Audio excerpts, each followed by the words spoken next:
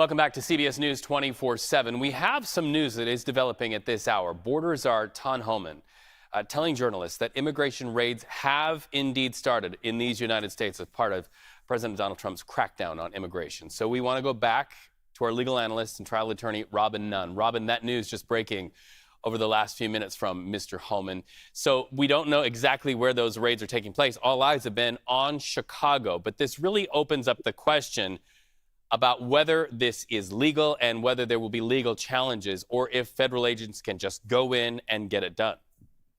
Yeah, I mean, immigration policy is obviously often set by the president. He definitely has the authority. Raids have been being done for years. What is happening right now is, I think, really being called into question.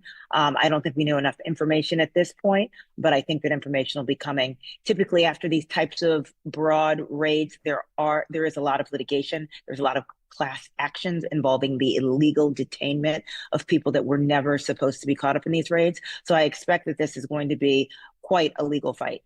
Well, Chicago's mayor was on the radio this morning saying that local law enforcement will not participate, but they also will not intervene. So it'll be fascinating to see how that plays out when you look at federal agents as opposed to local police. But to your point, we're already seeing some legal challenges to some of President Trump's executive orders. We're understanding 18 Democratic states have now filed federal lawsuits to stop the administration's effort on eliminating birthright citizenship. So how does this work its way through the courts? What's the process? And do you get a sense that the president is banking that this will go all the way up to the Supreme Court that he arguably feels pretty confident in? Yeah, I think this is going to be a huge legal showdown. I think we're seeing 18 states as well as the city of San Francisco, city of Washington, D.C. I think this is something that is unprecedented. The Supreme Court has previously held that birthright citizenship is something that, most people is protected and most people expect. I think that this is going to be something that is going to be a major showdown for the Supreme Court, where we're really going to take a look at Trump's second term agenda, and this is going to be on the top of the list. Well, and for our viewers who are just logging on, maybe in the palm of your own hand, we are getting early reports that raids have started just one day after that executive order, those mass deportation promises being delivered on by Donald Trump that he made on the campaign trail. I want to shift a little bit in the conversation, and I want to ask you about those January 6th insurrectionists. Many of them pled guilty, and my question is about precedent.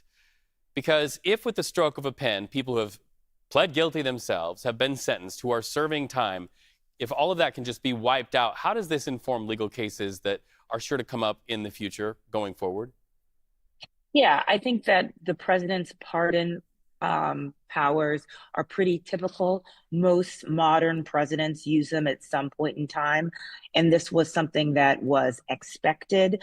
While this was expected, this is quite broad. Obviously, this includes both violent and non-violent offenders, people who have not yet even been convicted yet, people who are currently in prison, people who have obviously admitted that they were guilty. So it is pretty far-reaching, but presidents always often have pardon power. And this is just President Trump using it. All right, legal analyst and trial attorney Robin Nunn, we thank you for jumping back on as we got that news of raids beginning in these United States. And certainly we're working to find out exactly where they are. But thank you for the conversation.